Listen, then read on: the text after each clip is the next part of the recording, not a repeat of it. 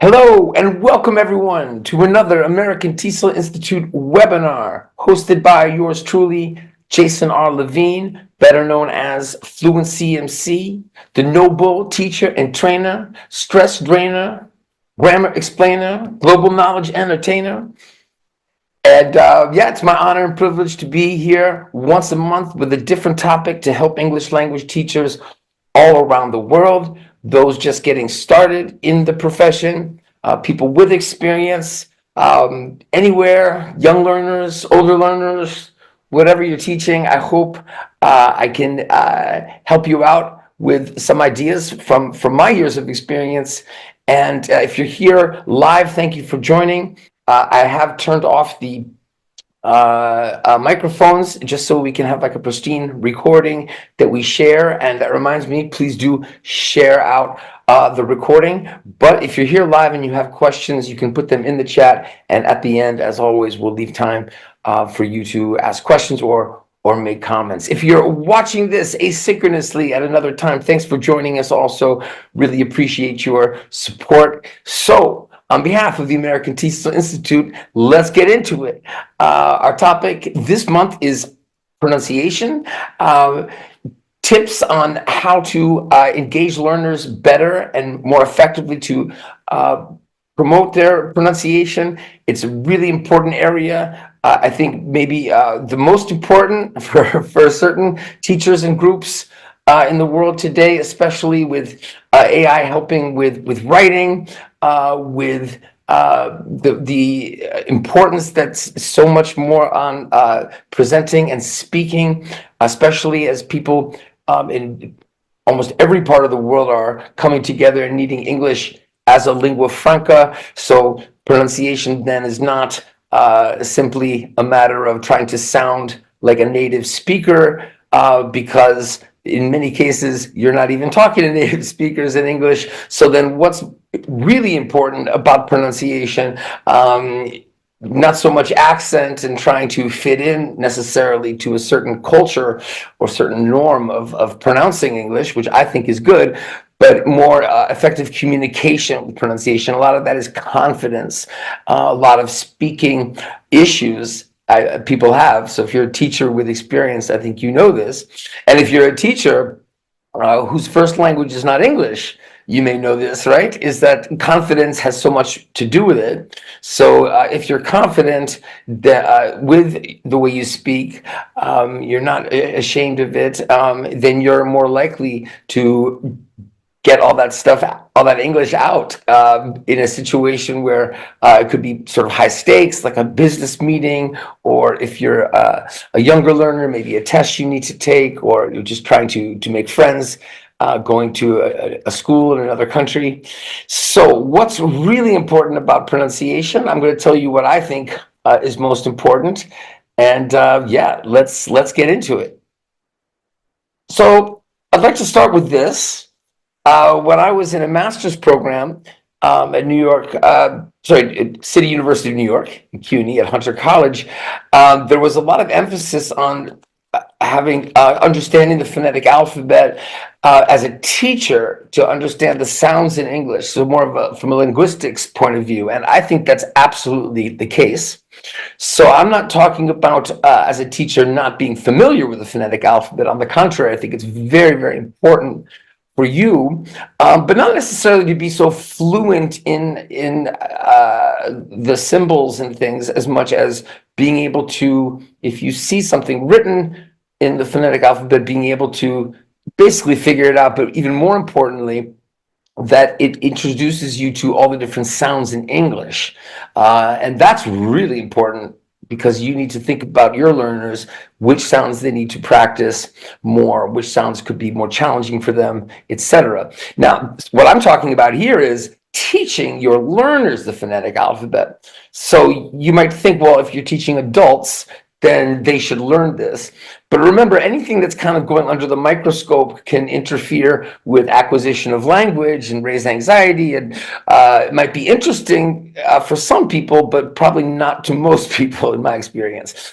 Younger learners, I think, definitely not. I think you need them to get exposure to the letters, the combinations of letters, and to recognize what they sound like, as opposed to a symbol that they are focusing on. But it depends, and that's why I'm saying consider if, when, and how. I think it really depends on your learners, and maybe their first language, how close it is to English. Certainly, if you're an American like me and you're learning Mandarin, for example, it may be important to be able to use phonetic alphabet to try to understand what sounds are similar or not. But I'm going to show you along the way. Let's keep this in mind as we continue. Other ways to present sounds, letter combinations, and sound combinations without using the phonetic alphabet. Moving to number 9, this is another example of something that is emphasized a lot in certain programs, teacher training programs, to become an English language teacher. In terms of people who really want to reduce their accent, right, and not just be understood, and this is a really important theme that we'll keep coming back to, because I hope you agree that the main goal when we're teaching pronunciation is communication. Are you, the student, able to be understood? And can you understand when people speak, right? The other side of pronunciation, listening. If so, do we agree that's the most important thing? If we're talking about like reducing accent or not having an accent, if how you speak a language doesn't interfere with communication, then there may be some situations where you really want to reduce your accent, especially if that's a goal for you personally. But a lot of this tongue position, mouth movement stuff, I don't think is always necessary, especially if it, again, like the phonetic alphabet example, could bore students or discourage them, and take the focus off of just the activity of speaking, thinking too much like analytically about what are these sounds and where do they come from in the mouth. Now there are exceptions for sure. It sounds like th, for example. It's usually easier to help a student make the th sound if they don't have it in their language, and most languages don't, by talking about the position of the tongue. Tongue needs to touch the teeth, the bottom of the teeth, either come out and come back, or right. Like so things like that. But short vowels, long vowels, for example, which is a big one for most people learning English, knowing where they are in the mouth and using a mirror and all that, I have found is not as effective as other ways of thinking about it, which I'll explain as we go along. So I'm not saying don't do this because it can be very useful. I'm saying really think about, is it working or not? And certainly don't assume that if you teach students, what part of the mouth sounds come from, and how their tongue and their teeth are positioned, that they'll be able to improve their pronunciation. Doesn't always work like that. This I kind of mentioned already, but let's talk about it again because it's so important. If you're in a situation where your student, really needs, British English or Canadian English or Australian English or something like this, and you need to actually help them focus on those sounds, I can understand that. I think that's not usually the case. I think if you're a teacher and you're Australian, you're Canadian, or you're American, you're bringing your idea of pronunciation based on your dialect, your variety. But again, how important is this now in a world where, in many cases, people learning English don't have a great need to communicate with, only British people, only American people, moreover, native speakers of the language. So I think this is less and less important. which I think is good. So certainly, if you're a teacher whose first language is not English, for you to have to think, do I teach American? Do I teach? I don't think it's as important anymore. I mean, I think you need to consider your students' needs, but I think it's down to how you learn English. Just like how I learned English is as an American. If you're from Ukraine or Vietnam or whatever, what's the English that you're feeling comfortable focusing on, and that includes vocabulary and grammar as well. But I don't think in the end it makes as much of a difference anymore. I don't think people are looking at second language learners trying to identify as much, what variety of English they're speaking. Okay, so those first three you kind of sped through. As we go deeper or closer to number one, definitely going to be talking more about them, and as we get closer to the end, and at the end, more about activities that could be done in the classroom and so forth. So going to general to more specific. So this is still a pretty big category here. Maybe it's obvious. If a sound is hard to make, and it's an important sound, then there should be more focus on that. And also, if it's hard to hear a difference in sounds, for example, I'm in France, and for me, we have oo sound. We don't have oo and u, right? But those are two different sounds. So, for example, the formal u in French is vous. That's the sound we have also in English, the oo sound. But the informal is tu. So for me, I have to really make a conscious effort to say tu because for me, they sound the same. So minimal pairs, which we'll talk about in a moment, are an important way to focus on the easily confused sounds. I think I have two slides here. That's why consonant sounds and vowel sounds. So this one I just noticed, it's not just sounds, but consonant sounds. So I think number 6 I think I divided them. Okay, number 6 is vowel sounds and diphthongs. But before we continue with this, please bear in mind that even if a student has difficulty pronouncing, let's take a consonant, difference between B and V, for example, or V and W, or L and R, or whatever it is. I think I strongly believe we need to consider communication first. If that student is speaking with natural stress and intonation, which we're going to get into soon, is there a problem with communication? I mean, if there is, so a student saying a word with L like light, but it sounds like right, or a word like right and it sounds like light, that's something to work on. But if it's more of an accent issue, and they're able to communicate, then it's back to that issue again. If you focus too much, kind of stop the flow of language learning to really focus on how to make a sound with the mouth or how it's different. I think you need to make sure that it's really important to do that because it interferes with communication. So yeah, minimal pairs,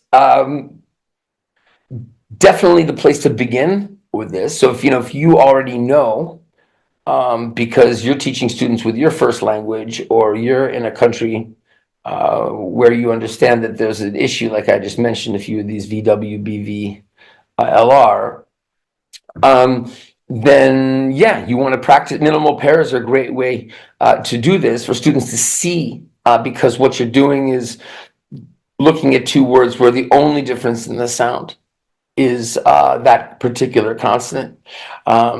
So the disadvantage to minimal pairs, I think, can be if, what do you do with them to practice? Because it's the exposure, the repetition, both with your mouth and your ear, so that you can really hear the difference. But how do you make that interesting? Well, if you know what I do, Fluency MC, I make songs and games, and especially songs can help with minimal pairs. I'm going to show you an example of that in a moment. The other problem can be just if the words are not high frequency. So some minimal pair lists I would not recommend. This is a pretty good one, because it's trying to also consider frequency. vocabulary. I mean, not so. I mean, whether there are some on here where I just saw VIP and whip, for example. So it's not perfect. But I think it's really important to have minimal pairs that the people are practicing with that are really high frequency, not just because they're minimal pairs. And if they're nonsense words, and sometimes you find that, then I think that that is not a good idea. So yeah, I did separate these into two. The vowel sounds, this is a decent list, and I like this one because it has the uh, phonetic alphabet on it, and also examples without the phonetic alphabet. So I think this is really great, because we're just talking about this. So, minimal pairs without putting the examples, I think that's really confusing. But only the examples might not be as good. So this is a great way to see, okay, short I and long E. But to be honest, if you're going to choose here, right, it would be better not to have the phonetic alphabet, or at least I think so. And I talk about it as short I and long E. I don't get into the fact that E is technically a diphthong. I talk about it as long E. The next one, short E, short I, short E, long A. And that comes from also just outside of language, second language learning. Like if you do phonics with kids, you're talking about long and short vowels. So I would suggest doing that. That's what I do with students, and it seems to work best. Another thing, just a couple of things on this list. I want to talk about the ah sound. That's that C going the opposite direction. I don't know if this could help you out there, if you're a teacher, if it's the same, but with French students. But I noticed it also in other languages. Can't think right now which, but with French students for sure, making that "ah" sound, which doesn't exist in French. And really trying to focus on it, the mouth and all of that, it really doesn't make sense because there's a sound in French that also exists in English. It's the ah sound. So we call it the short O in American English, like got, not, hot, right? But it's also the ah, like in father. When a French student pronounces, so let's see here, we have so and saw. So I would say saw, but if I teach a French student to say it with ah, so they don't have to do the diphthong, they don't have to do ah, right? They just do saw. It sounds great. It sounds perfect. So there are tricks like this. In fact, well, I don't really need to go back. I'll just tell you another example of this I found is with Korean students. So I think it's really interesting. If you notice little tricks like this, it'd be great if you could share them with Korean students that I taught. When there's a G sound at the end of a word, they would add in a little bit of an E sound. So, for example, like change. So changey, right? Or change, right? Brazilian students also, in a different way, would do that. So what I discovered with my Korean students is, instead of trying to teach them, say college, I would tell them to say it with a voiceless sound, like ch. So when they said college, and notice when I say it, it's also kind of moving towards the voiceless sound. It sounds perfect. So we can avoid trying to train the mouth to do something new by training students to say it in a way that they already can say it. So college, then not college. So is there anything else on this list that I would focus on with that? Not really. Oh, well, I see one. Yeah, caught and caught. I don't think we need to practice that one because I think they can sound the same. I don't think there's a big difference there. I don't think those are minimal pairs you need to focus on. But certainly, like the bat butt one is a big one around the world. And the first one up there, the short I and long E, as in beach, and that other word. So I think I have something coming up on that. Oh yeah, here we go. So I made a rap called "Don't Sleep" as opposed to "Don't Slip," and it can also be done poetry style, chant style. I make songs for lots of different things, but I love making them for pronunciation because it's the repetition that's so important. But just repeating lists of minimal pairs is ridiculous, right? But if you have a song, so I'll show you. And also, this is the first introduction in this talk about rhythm. If you see, I put the rhythm in bold. So the way the song goes is fill, feel, hill, heal, still, steal, make it ill, keep it real, sick, seek, pick, peak, chick, cheek, acknowledge when you speak. So I've got the minimal pairs that are higher frequency, the highest frequency I could find. Lip, leap, whip, weep, hip, heap, ship, sheep, chip, cheap, dip, deep. It's a trip. Keep your grip. Don't slip. Don't sleep. Right? So, if you're interested in my songs and you want lyrics and things, anybody who's watching these webinars, you can always email me. I'll just tell you my email now, and I'll tell you again at the end. I think it's the fastest way. It's support@fluencyMC.com. So you can see FluencyMC down here. Just remember it's support, right? So support@fluencyMC.com. I have songs for TH sound. I have songs for all the alphabet, basically, different types of songs and chants. So, sound spelling relationships. Well, we just saw minimal pairs where the spelling is different, but it sounds like to some people they have the same sound. They're homophones, right? So this idea of sound spelling correspondence is really, really important because how we remember vocabulary and sounds, it's not just here, it's also visual. It doesn't have to be visual. You can learn a language without reading, but second languages, learning them without reading, really difficult to do, first of all, unless you're completely immersed. And second of all, you usually need to read and write in the second language, not always, but anyway. So in a language like Spanish, because we just talked about Korean, but Hangul is also like this. But Spanish, for example, is pretty much if you learn a sound, a letter and a sound, they're the same, right? They're not big issues with sound spelling relationships. So if you're learning Spanish and you learn the sound e, you learn it's the letter E, right? I say E. The world doesn't usually say E, right? But we have E. So it's A in Spanish, and it's A. So if I encounter a word in Spanish written down with that letter, it's A, right? Furthermore, if there's stress, it's shown, so I know where to stress, right? So things like that are much more useful in English. So yeah, if you're gonna design a language, you would definitely start, I think, by making the sounds and letters correspond directly. English is infamous for being a language with a lot of crazy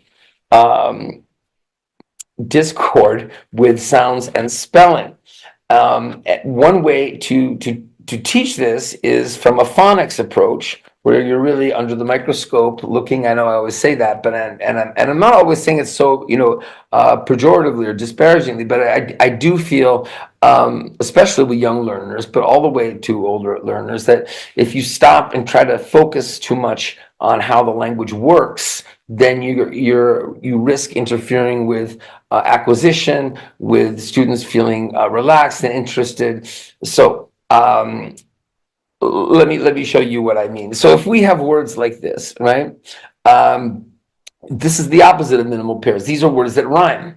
So minimal pairs are useful in the way we just talked about, trying to distinguish the sounds, but rhyming words are useful in a different way.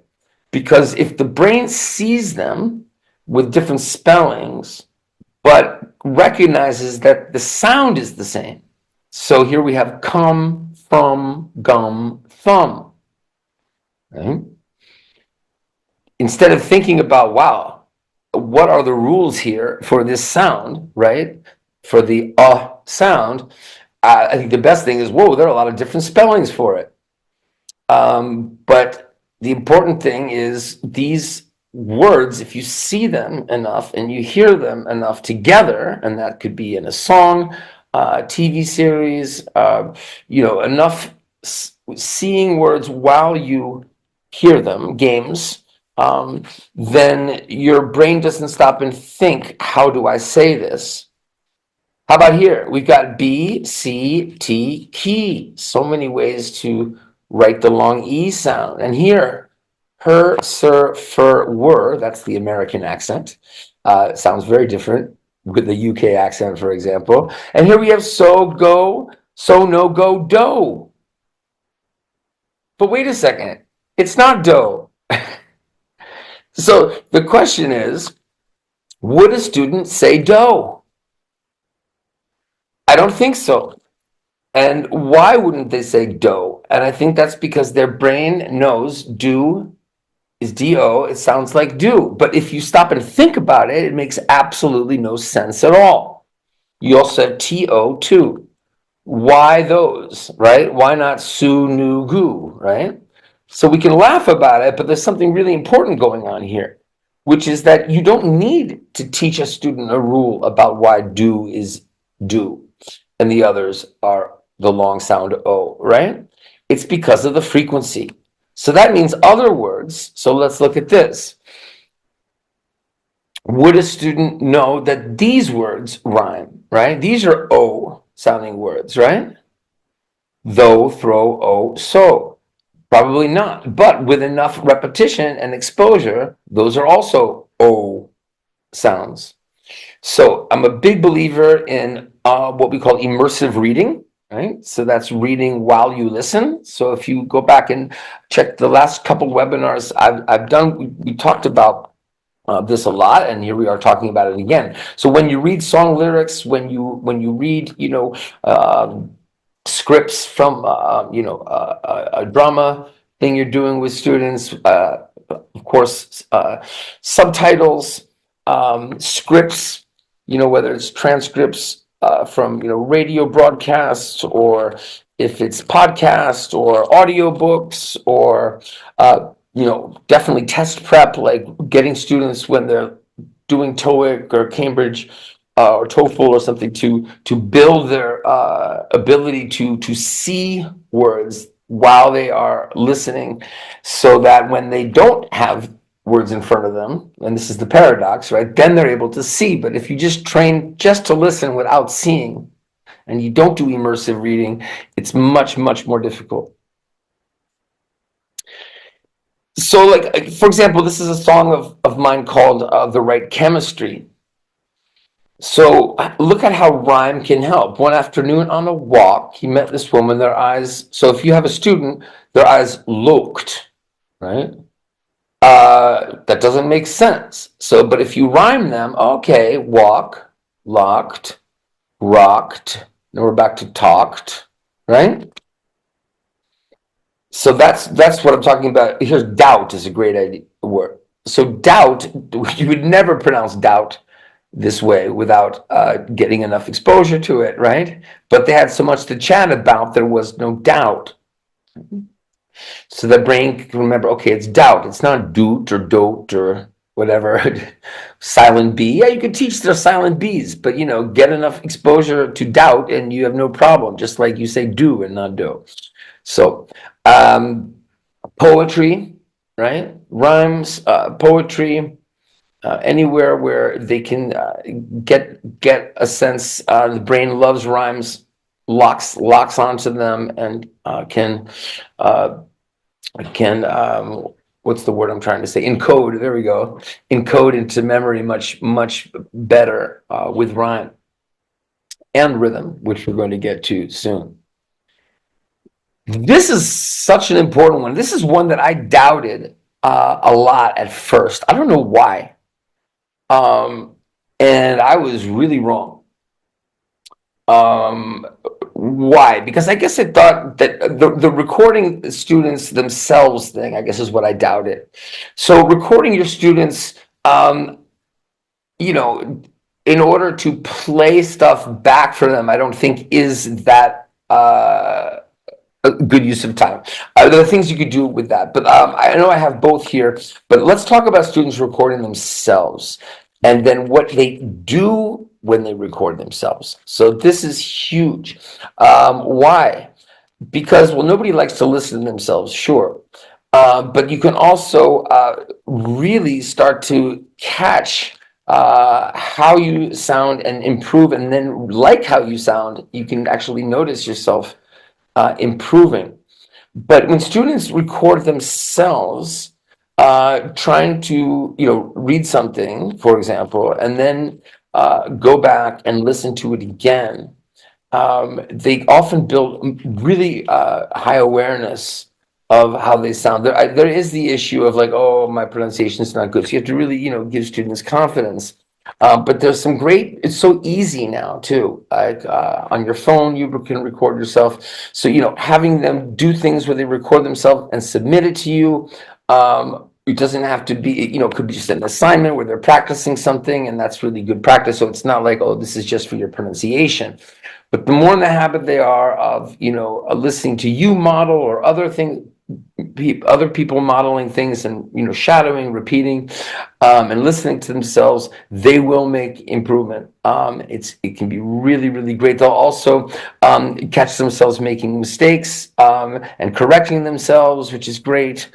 So it's really powerful. There's a website called Vocaroo that I recommend because it's super simple. You don't have to download any files. There's a link. It's great also if you want to give feedback to students and you don't want to do it with a sound file. So vocaroo.com. It's free, no advertising. It's great. And students can go there and record themselves and send you recordings. And you can, of course, if you have time, comment on their pronunciation. But again, if you don't have time for that and they're sending something to you for you to evaluate for other things, vocabulary, grammar, the content, what they're doing, you can work in where, they need to listen to themselves. They could also like try to read something, listen to themselves, and then record it again until they feel more comfortable with how they sound. But yeah, just getting them to listen to themselves. I didn't do this as a language learner, and I think maybe that's one reason I don't understand the benefits of it. Students who have done it with me, and I don't do it as much as I should or could, benefit. I know some teachers that just swear by it, and students are always recording themselves. Okay, we're getting to the big ones now, which is perfect. We're about halfway through. That's where I wanted to be. Well, I want to talk about word and sentence stress. So, English is really different from most languages. Most languages in the world are syllable timed. What does that mean? It means each syllable in the word carries the same length and stress. So, for example, here it would be clearly explain and practice word and sentence stress. Now that has no intonation. We're going to talk about that soon. But even with intonation, clearly explain and practice word and sentence stress, or right? There's no. It sounds even weirder. But in other languages, it doesn't sound weird. It depends on the language, but most languages are not stress timed. Then there are languages that are syllable timed. Let's take Spanish again. But in certain cases, one syllable in a word is stress. That is word stress. And word stress in Spanish is marked with a little accent. Okay? So the capital of Colombia is Bogota, right? Bogota. It's not Bogota. Or is it? Now I'm getting confused. Okay, don't quote me on that one. What's a better example? Anyway, you know what I mean. I'll come up with one. It's because I'm here talking to you that I'm forgetting or second guessing myself. But I think isn't oh, I don't want to make another mistake. But anyway, in Spanish where to put the stress in the word. Sentence stress is which words are stressed in the sentence. And we're going to get two examples in English, which I am much more comfortable talking about in a moment. But for example, this sentence here, clearly explain and practice word and sentence stress. So we say clearly, we don't say clearly, right? So it's clearly, that's the word stress. But notice clearly explain and practice. So and does not have stress. So that's the sentence stress. Clearly explain, practice, word, sentence. Those are the ones that are stressed in the word. And notice it's not sentence stress. That's because compound nouns almost always carry the stress on the first word and not the second word. But let's look at examples. So here we go. English is a stress-timed language. Is it the only stress-timed language? No. But show me another stress. This is a challenge. Show me another stress-timed language where the stress is so important to the rhythm of the language and is as noticeable as it is in English. German, for example, is classified as a stress-timed language, and maybe it's easier in some ways for German people to feel the rhythm of English. However, in my experience, I haven't taught that many Germans, but Germans speaking English, it's not an obvious thing. It's not the same type of stress time, and I'm going to show you why. But I think English's stressed nature does come from the fact that it's a Germanic language in terms of its structure. But let's look at this. Why is word stress so important? Because the meaning, right, of the sentence is mainly expressed in the words that are stressed. And look, I worked a little rhyme in there. The unstressed words, that's my intonation. The unstressed words are important to the grammar of the sentence. So we can already see here, I'm not going to get too into it because it's coming, intonation and stress are not the same thing. Because I say the unstressed words, right? Stress identifies which words are important for the content. So if we get rid of the grammar words, the function words here, meaning sentence, mainly expressed words, stressed. Unstressed words, important grammar sentence. Okay? So, me, hungry, go, restaurant, right? No grammar there. We can't talk like that, so we need grammar. But the truth is, to be understood, if you just use the words that are stressed, you'll probably be understood basically what you want to say in English. And that's very interesting. So what happens to the unstressed words or syllables? Well, sometimes we get both a reduction in the length and they link. Sometimes it's just that they are shorter, and sometimes it's just that they link. So when we look at how are you doing today, right? So like in French, comment vas-tu, right? Da, da, da, da, comment allez-vous, right? Comment allez-vous? French is syllable time, but we would not say, how are you doing today? We'd say, how are you doing today? Now, what's the difference between these two here? The natural way is always stressing how do they. We would never, to be polite, and this is also coming in a minute, stress the unstressed syllables, right? They're unstressed. That's just the way it is, right? But when you're speaking faster and maybe with friends, you might do, how you doing today, right? But the first one here, whether you say it fast or you say it slow, it's the same, right? So fast, how are you doing today? How are you doing today? Slow, how are you doing today? How are you doing today? Right? Either case, the rhythm is exactly the same. And let me tell you why this happens. So I like to call this shrinking and linking, right? You can call it reduced and connected speech.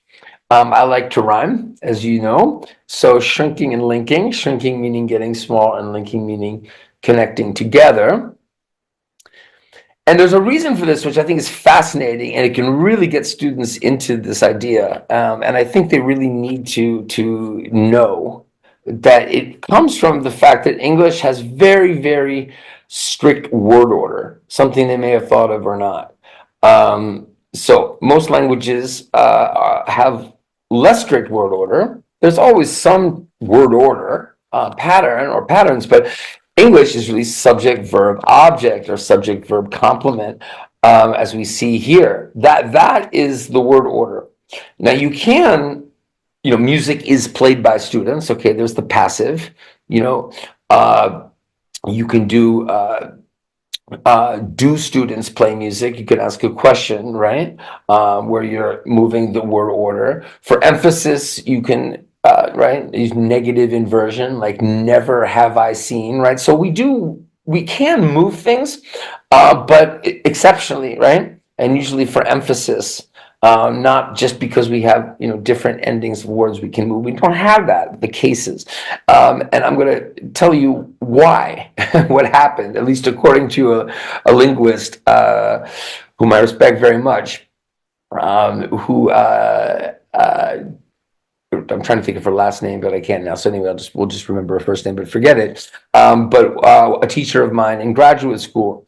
So what she said was, in the past, when English was more like German in its structure, English had cases, right? It had endings for words. So if it's the subject, it would have a subject case, and you could move then students somewhere else in the sentence because you knew, because of the ending, that it was a subject, or it was an object, or it was a verb.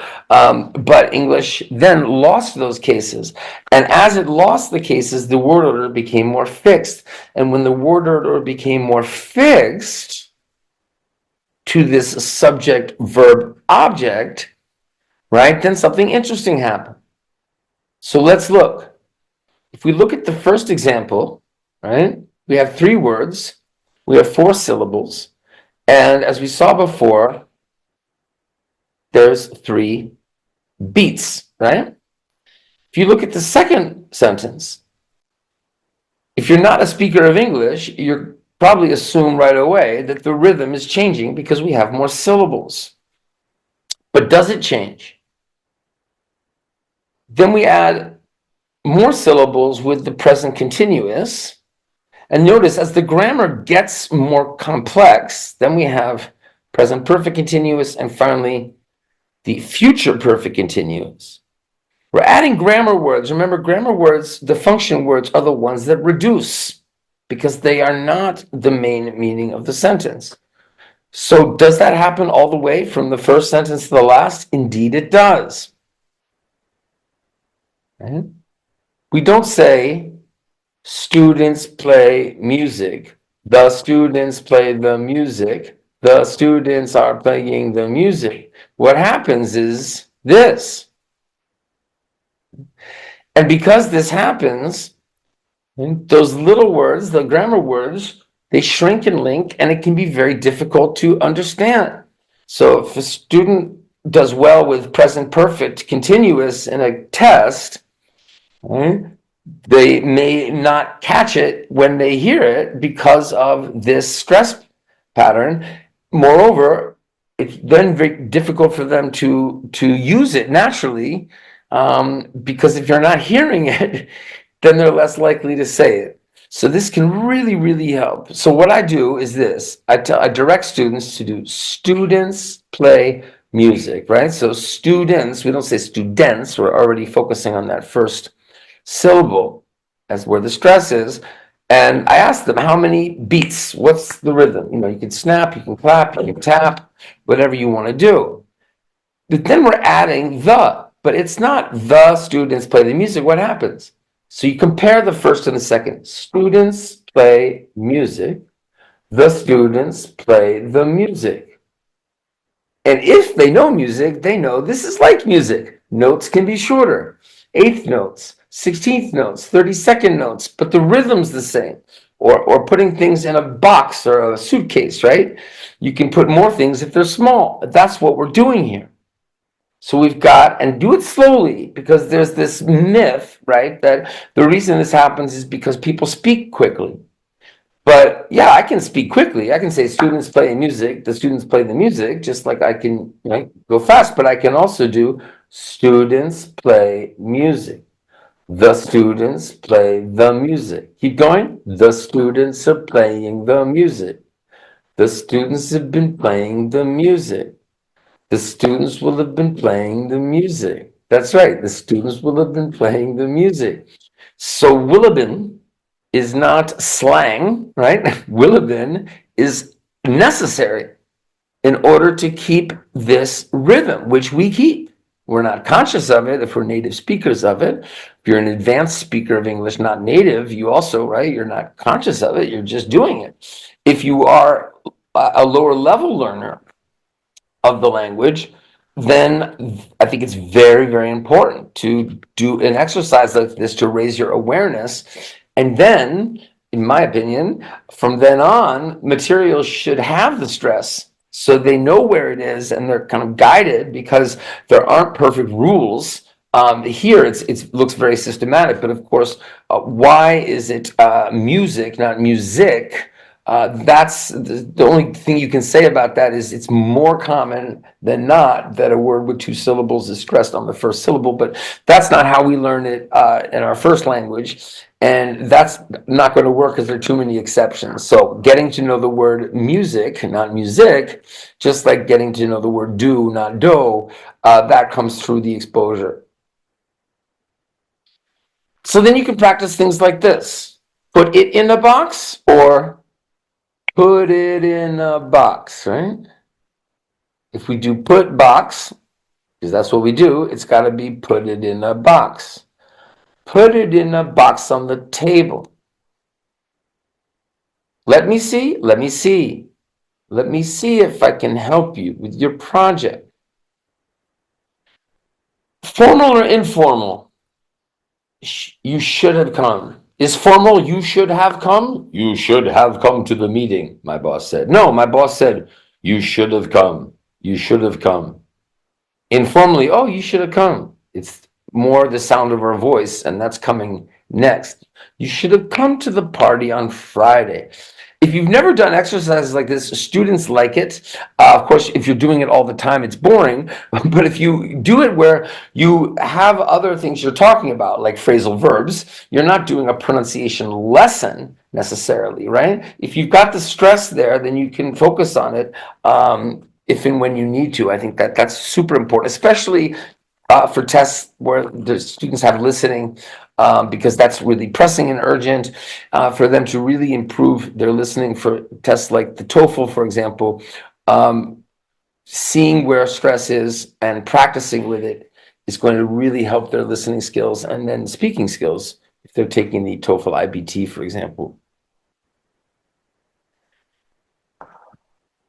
So, as a English language teacher, if you're getting started, you're probably hearing a lot about accuracy and fluency, like it's a continuum or two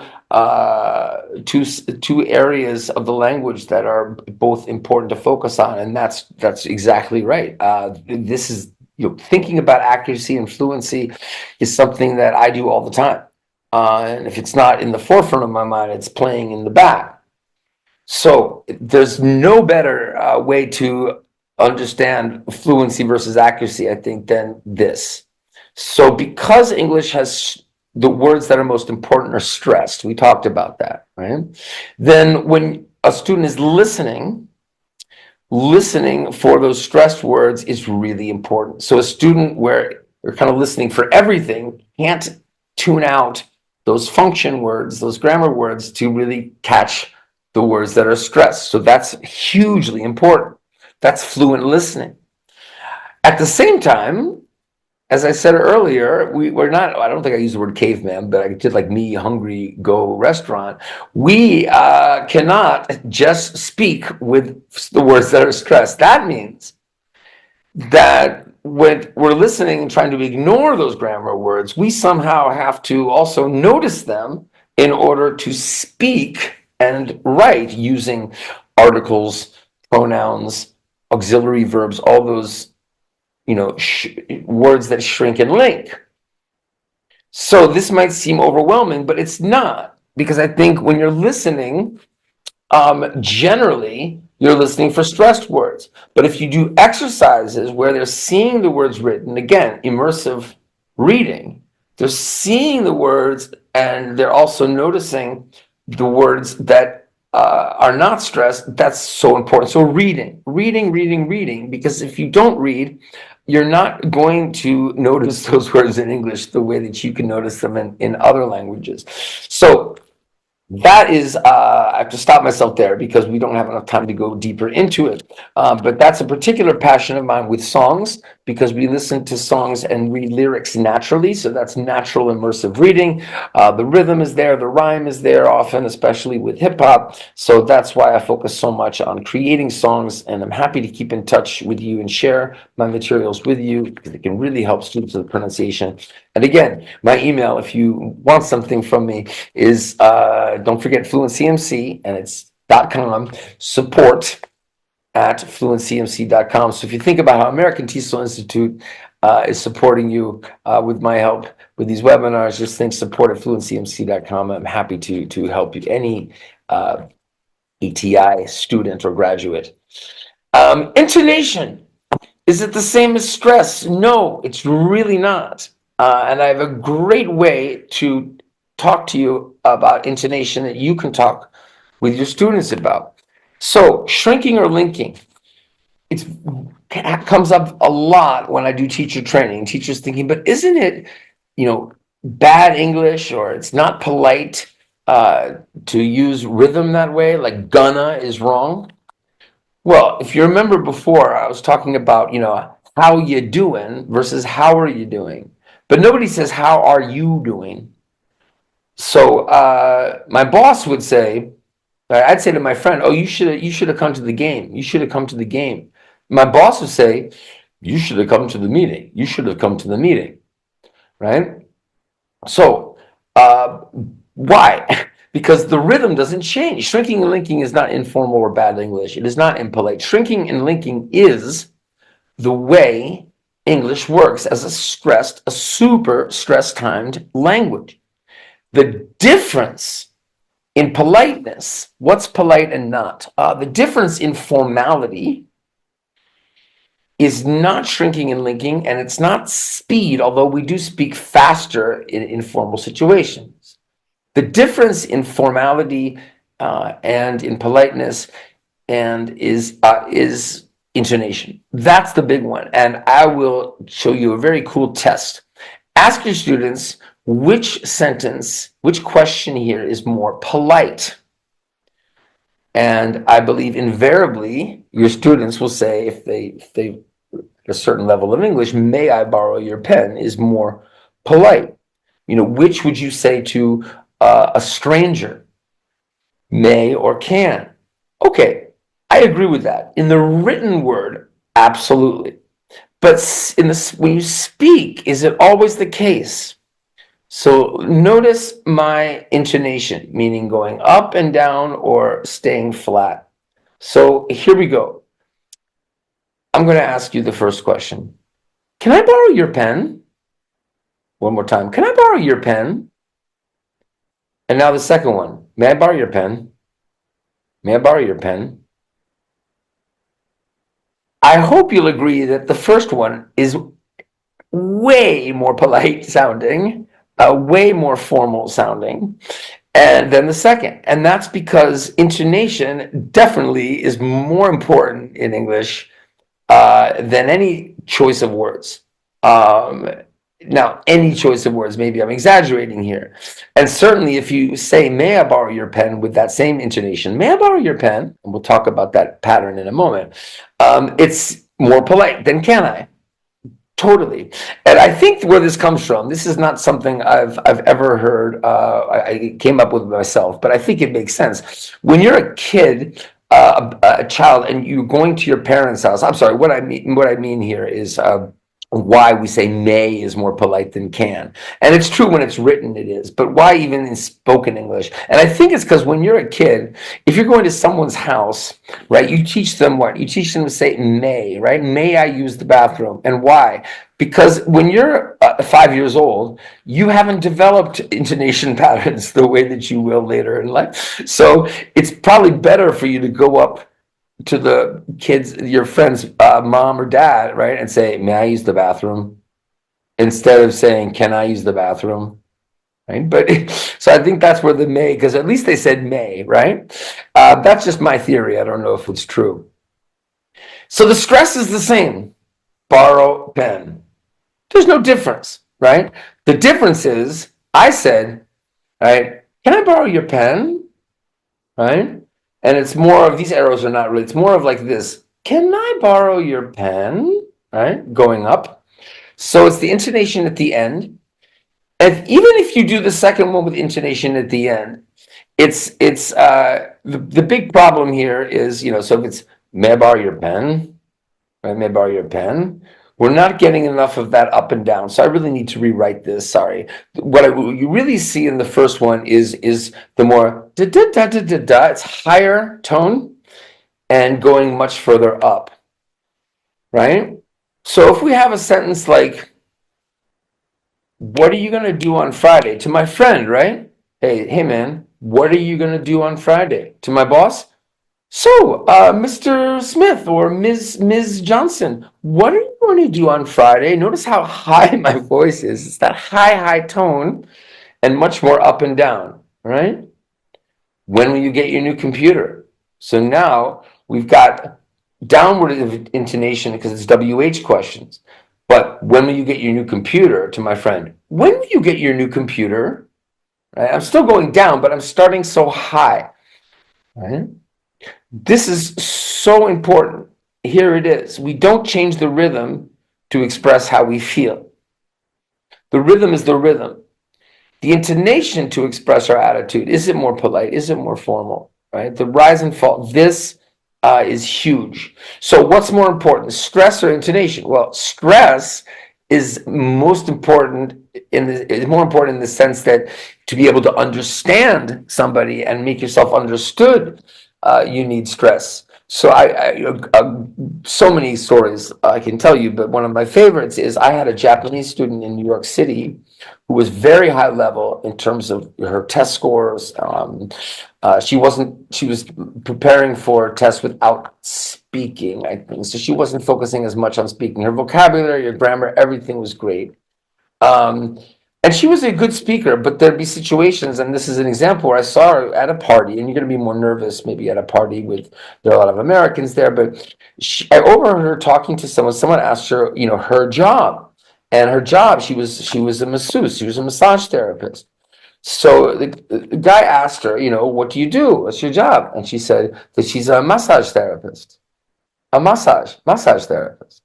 I was like, a what? Massage, right? She kept saying it, right? This is before this was one of the things that helped me realize, God, I really have to help my students with stress. So finally, you're right, and this happens all the time, right? He was like, oh, massage, right? Because the is so reduced, right? Or if I had other Japanese students, I'm thinking Japanese because at the time, this is where I realized how important this was. But it's true in other languages too. But students who couldn't explain in the cab, they wanted to go to Grand Central instead of Grand Central, right? Or Penn Station instead of Penn Station. So that's stress. That's being understood and understanding. You could say that's number one. But what happens if you don't speak with the intonation pattern I had shown you? Sounds like you're bored or you're angry or you don't care, right? So that's really important. So let's look at it again. Formal in situations, high tone and more intonation. How are you doing today? How are you doing today? Whereas here, this is my high and my low tone. It's not so obvious, but if you look, it's higher. I should have them next to each other. But here, how are you doing today? How are you doing today? So if your student says, even with a smile, working at a store, how are you doing today? Right? It might be like, or maybe that you're in a bad mood, or you're not from a friendly country, just negative stuff. Whereas it could be only because usually, right? Because it's just not the same intonation. So teaching students, helping students that get that high intonation, because in most cases, right, whether they're taking a test or they're in a job interview or they're meeting people, they're not casually talking with their friends in English as much. So if they are, great, but they need to, that's even more reason to practice this one so that when they're in a situation where they're with somebody they don't know as well or somebody older they have to respect, et cetera, they need to use high intonation. It's funny because I mentioned earlier French has vous and tu, like formal, informal. Japanese, oh my God, all the honorifics. Because English doesn't have that, this intonation is even more important. And I imagine that's why it's also more important because we don't have the same kinds of formal, informal language. And that also, it's, kind of makes a circle there. The last thing, if you look at my logo down there, relax, repeat, remember. That's my credo. And just what I mean about this is when you do activities, make sure they're fun and not focusing so much. I'm going to show you a couple activities. We have just a couple of minutes, so I'm going to be quick here. But they're easy to understand. So, for example, a question dictation activity.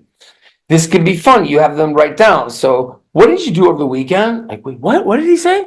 What did you do over the weekend? Have them write it down, each question here, right? You can pick vocabulary and grammar however you want to do it, whatever you're focusing on. Have them write it down, but have them write down just the stressed words first, right? So what did you do over the weekend? And hopefully they get the what do weekend.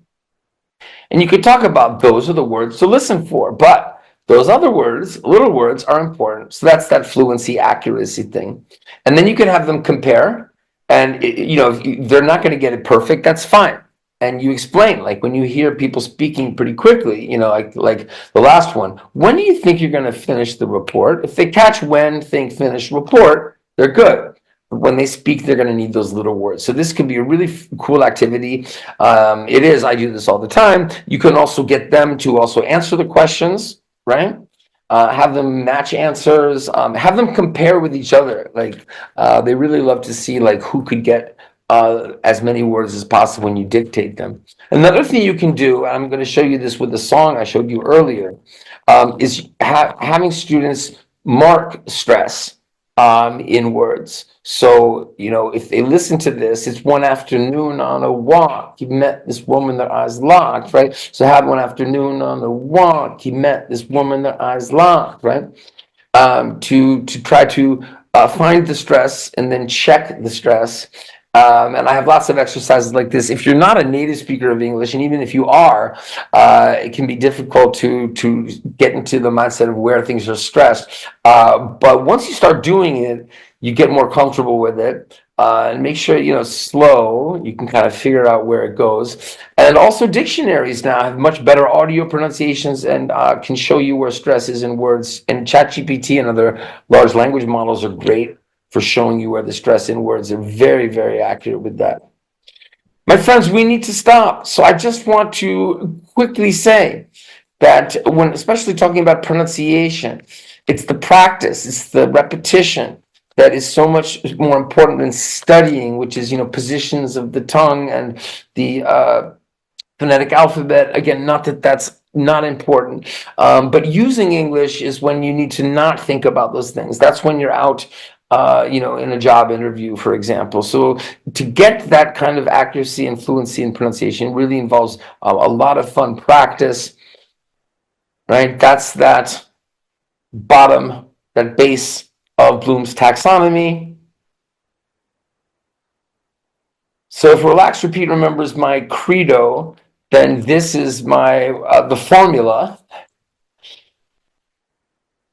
So with pronunciation, right, the more students get fun practice, the more accurate they'll become.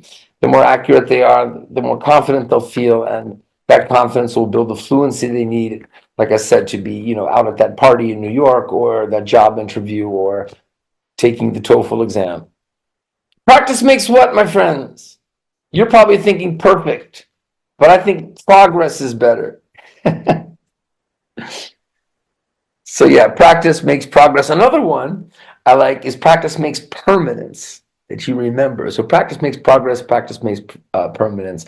My friends, that brings us to the end of this webinar. Thank you so much for being here live. In a moment, I'll take questions from anyone who's here live. I just first want to thank American TESOL Institute And I want to thank you, English language teachers. If you're here with me now or you're watching later, thank you so much for coming, and stay tuned for the next webinar. We're doing one next month. And yeah, wherever you are, morning, afternoon, or night, ELTs worldwide, peace, respect, salute. Bye bye.